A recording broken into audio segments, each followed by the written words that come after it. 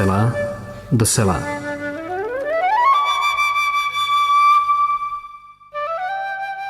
Pozovní dorohí sluchači, vás povidomili про те, що знову зустрічаємося при передачі «От села до села». До слухання якої вас запрошує редактор Мар'ян Лавканич. На цей раз ми зупинимося в невеличкому селі Бардіївського округу, яке знаходиться в північно-західній частині Низьких Бескидів, катастр якого є 827 гектарів, яке знаходиться 520 метрів над рівнем моря. Віримо, дорогі слухачі, що на основі цих даних ви вже вгадали, що на цей раз мова піде про село Фричка. Щоб краще спізнати село, то із старостою Василем Гудаком ми пішки ним пройшлися. Нашу прогулянку селом ми розпочали питанням на те, з якого року походить перша письмова згадка.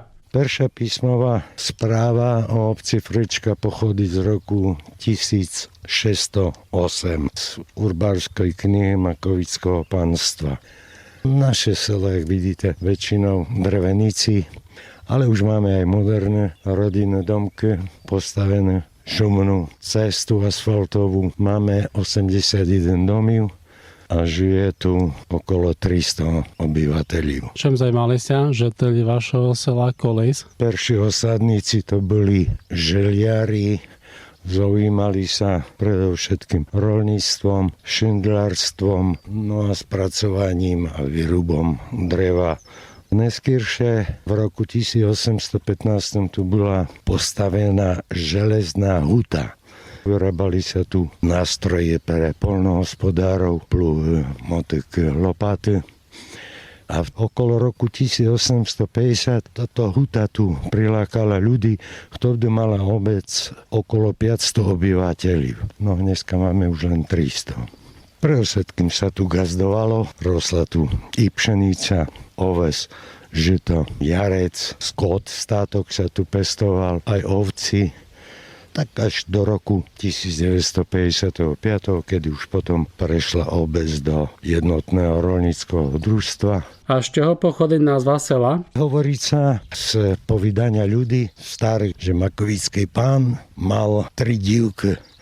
Do vena im dal, tak jedna z nich sa volala taká Fricka, taký maďarský výraz, druhá Petrova, tretia Cigielka vraj, no tak toto je 3 sela, Frička, Petrova, Cigielka. Či je to pravda, overené, písomne to nemáme. Napevno, що є у вас herb, який він є? No herb máme typičný pre oblasť činnosti v našom seli, a to je zelený podklad a 3 snopy zrna. Ešte napevno, що це виходить із історії, як ви вже нагадали, що жителі села займалися хліборобством. Tak, no a flak náš tiež zoloto-zelený, no len už dneska tá činnosť ochabuje. Ви вже нагадали, що не є тут робочих можливостей багато, ale тут йдемо і бачу чоловіків на дворі, так що значить, що тут є якийсь такий дрібний підприємець? No, jest tu v tom domi bývať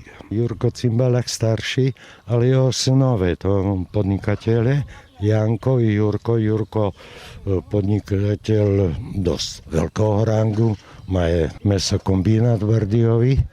A tu teraz vidíme mladšieho syna Janka, on tiež podniká v Bardejovej.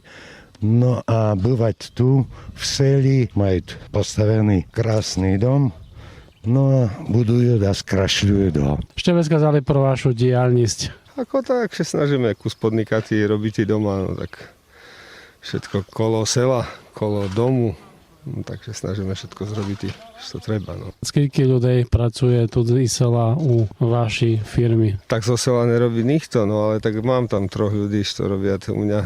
Ви є молодою людиною, як вам тут живеться у вашому селі? No, v našom seli je pekný, ja tu rád žiju, lebo no, tu jem vyros a tu sa mi páčiť. A život je taký, jak na celom Slovensku, alebo jak na východnom Slovensku. Nemáme še s čím chváliť, Ibars. А в якій галузі ви дієте? Ja v reštauračnej sfere.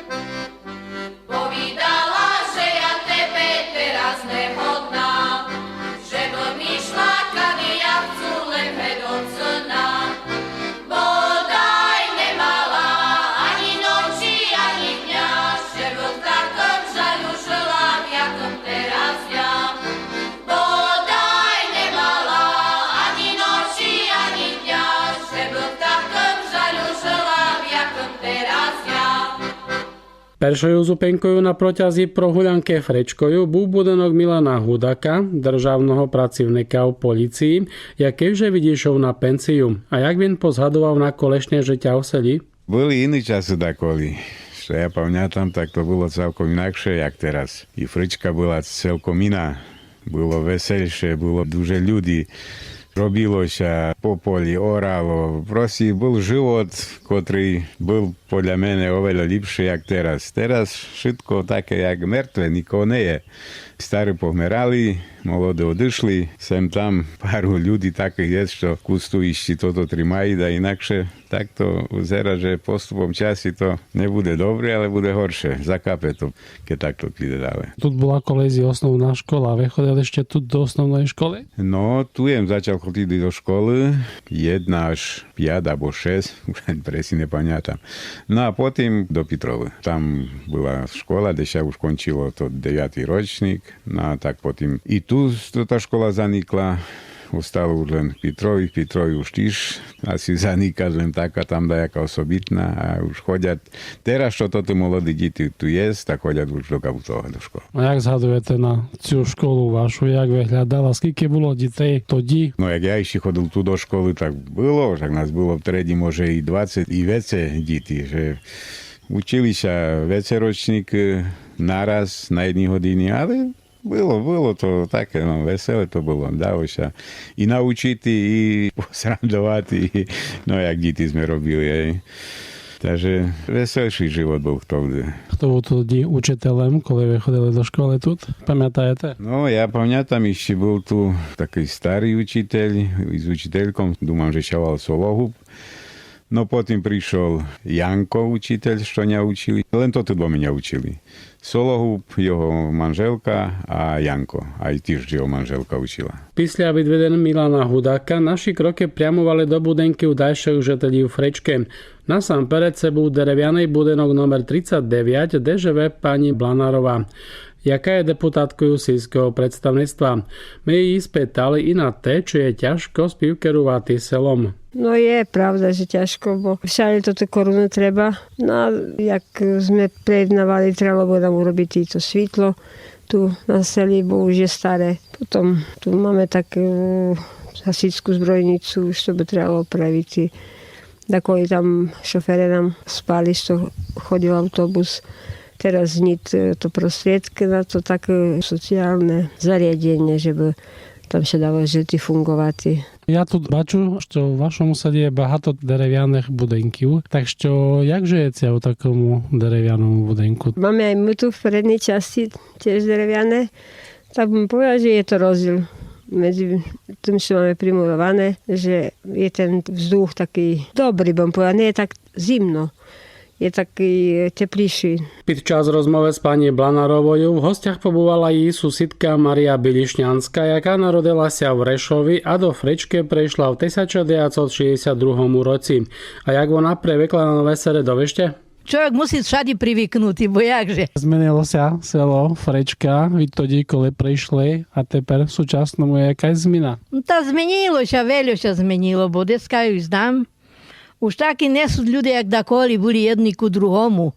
Dakoli boli dobrí jedno s druhým sa nachodilo a teraz my ešte tu sušidi a hata sa zachodíme, dobrí jedni ku druhým prídeme, bo tak majú byť, to tak povedajú, že najhorší sušid aj najbližšia rodina sušida.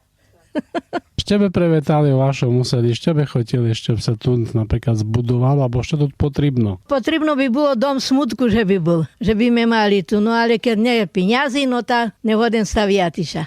Дальшим, кого ми зустріли на місцевій дорозі під час прогулянки селом, був Ян Бошнович, якого староста Василь Гудак дуже цінує, тому що село часто використає його ремісницькі здібності. А що він знає робити? Musú povisieť a toto, že ja každú robotu dokážu urobiť, jak sa povisí. Jedine vakovatý nich. Všetko aj dom postavil, aj toto, ale vakovatý nich. Jak by raz to tam mal, tak pade do oka, возьму toto keľňu a šmaru. Та що знаєте працювати з деревом? Ja so všetkým, je jedno. Ja či strichu pokryvatý, či, no, ja sa hovorím, všetko robota, no. Хто вас це навчив? No takto, môj otec bol taký nebožský, že on dom stavial. Tu je, jak sa hovorí, po seli Fričke, aj jak sa hovorí, celú dolinu až do Vardiova. No tak on takisto všetko aj pokrýval, Vina naučil ako pokrývať z bľachov, no aj potom parket a tak dávať a toto. Čiže on bol taký všestranný odborník. Nevúčený, ale ja sa hovorím, dar od Boha. No a vy tu, pán starosta, nahádal, že v Košicách boli a tu prechodíte leše v roci na pár mesiaci a potom podáte sa do Košic, alebo jak chce? No to takto robíme. Jak sa hovorí, slnce vyjde, jak lastívky prídu, tak aj vy ideme na tú chličku. Lebo tu si dáš to prvú chováme, ako kúrka, zajačka a tak ďalej a toto. No ja už na dochodku na Košice, ja takisto mám doma toto, no že tu je lepší vzduch, dobrá voda, ja sa poviem, no a jak hovorí, človek sa tu narodil, no tak ho ťahá do svojho toho rybného kraju. Jak zhadujete na vaše rybné selo? No tak, dakoli bolo veselšie. Teraz, jak sa povie, nie ani tých deťoch, staršie ešte boli a toto išli do Košice za robotu, jak sa povie, no teraz hovorím, robota jak tu nie, no tak už aj toto deti už sa tak nerodia, a toto, bo to, jak sa hovorí, už tá doba modernejšia prišla tak, len jednodvetkom a tí dví adakoli boli aj 5, aj 8 bolo. No takže bolo veselšie, sme chodili, jak sa hovorí, večer po spívaniu a tak aj boli išli sypanci, po ktorých sme sa tam zastavili, s divčaty sme sa poveselili, porozprávali, no a tak no.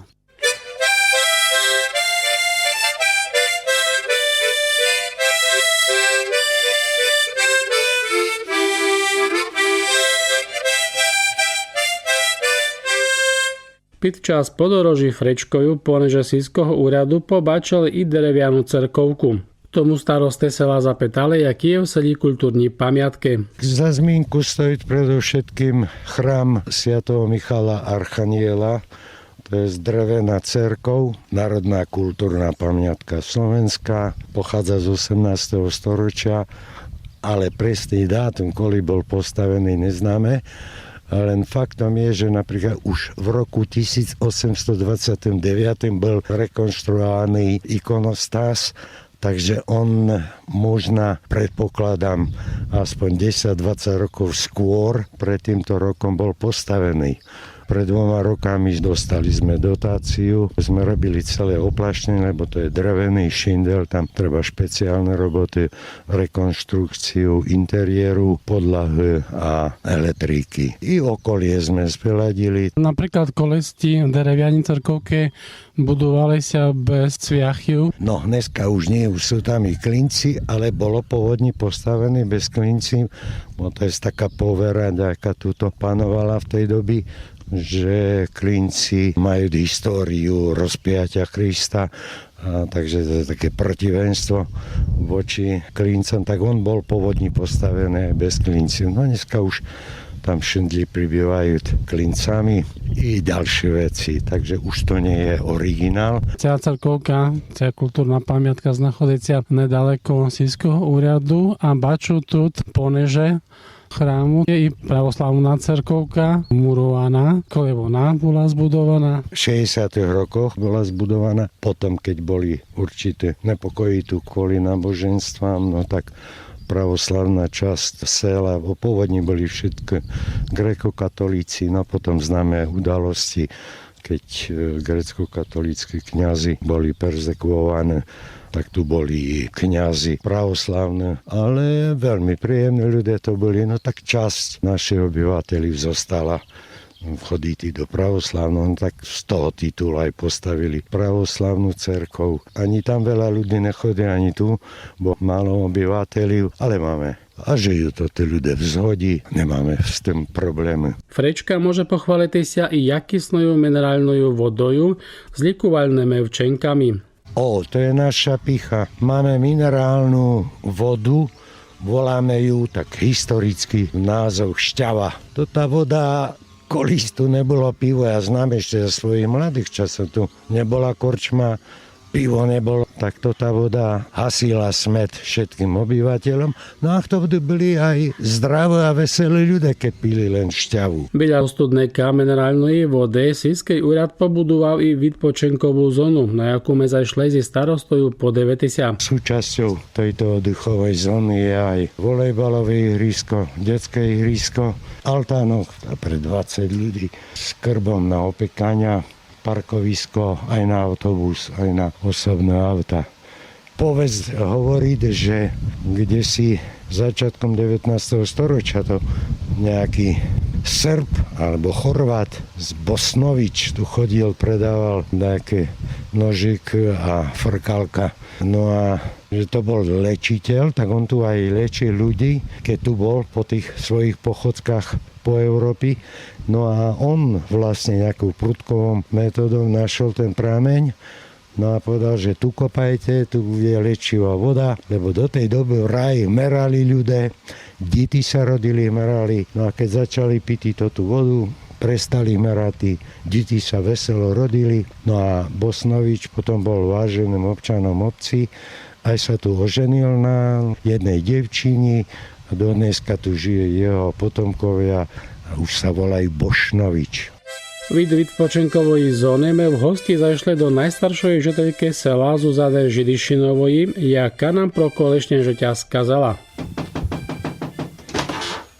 Teto, a poďte, hej, no jasné, že robiť, ona musí robiť. Добрий день.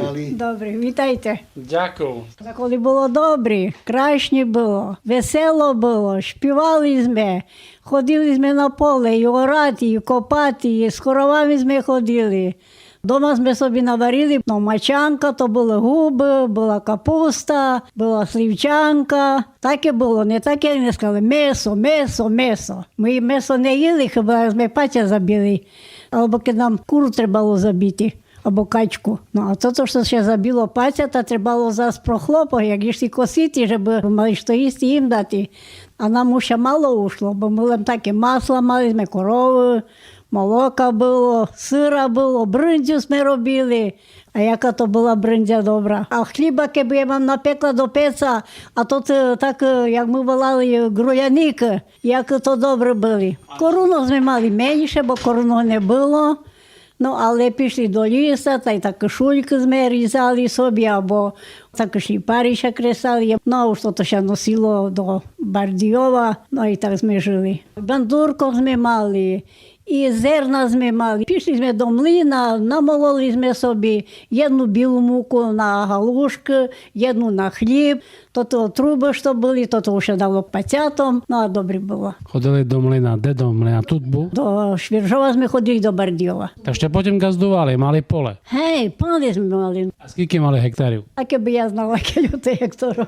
9. No a kde bolo це поле? Na jakých місцевостях mali? Mali одне велике поле, або більше цих було земи? Панську долинку, потім Підгущ, Велике поле, потім на Спаленівську, на Чертіж, Углиська, по Підімку, то по Панських долинку, по Зарванський потік. З коровами ми йшли, а вже ми йшли з Ощертежа з тими коровами, як ми вийшли там горі на село, та ми так співали, що аж в Петрові берміло, не лем того фрички. Староста сказав, що знаєте і співати. Заспіваєте ще якусь пісню? Та фричка, яка застарана, ні дівочка, щоб заспівала, ні дівочка, щоб заспівала,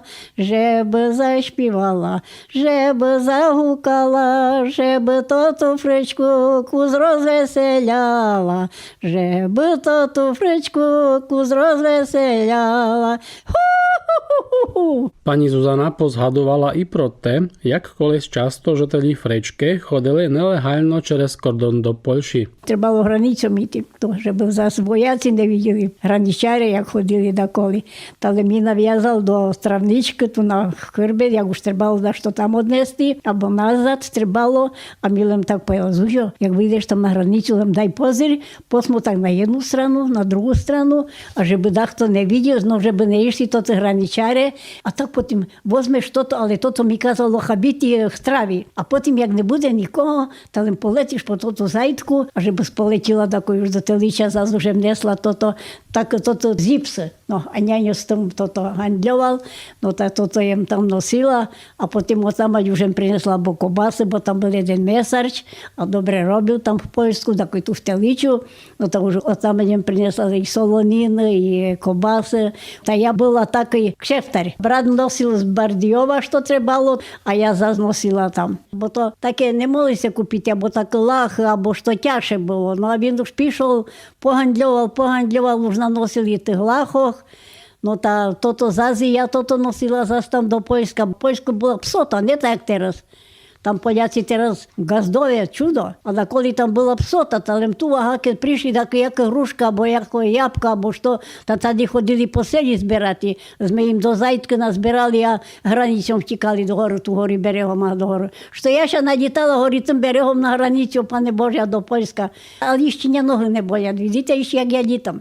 Кожен мені повідає, що я там ще як вовірка. Мені кожен завідить, що я 3 роки, мама, що я так літом. То твоє, то з палицем не годно прийти, то твоє, я прилечу. Pokiaľ teta hovorí o tým pašovaniu do Polska, áno, bo jak hovorí teta, istý bolo, bo bolo gazdovstvo, bolo moloko, masla mali, to znali, to robili, pekli, chlieb, zrno bolo, no ale peňazí nebolo, tak už na také na zakúpenie textíly a oblečenia, topánok bolo treba peňazí, alebo keď do školy deti chodili, no tak tým pašovaním sú ich tak privyrabiali. Bolo to nebezpečné, pretože z polskej strany stražilo vojsko, u nás financí, častokrát, pamätám oca, koľkokrát ho pojímali, bol väznený 3-4 dní, zaplatil pokutu, no ale zazišiel. Takže ľudia si pomáhali tak, jak mohli. Na цьому наші відведені села Фричка Бардіївського округу кінчаються.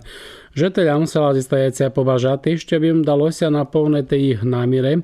Головно, щоб до села прийшло більше фінансів та щоб у Фричці було більше молодих людей, які зістануть у ньому і жити.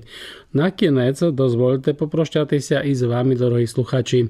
Передачу підготували Петер Вашко, Віктор Гаштяк, а на зустріч з вами із дальшого села вже тішиться Мар'ян Левканич. Бувайте здорові!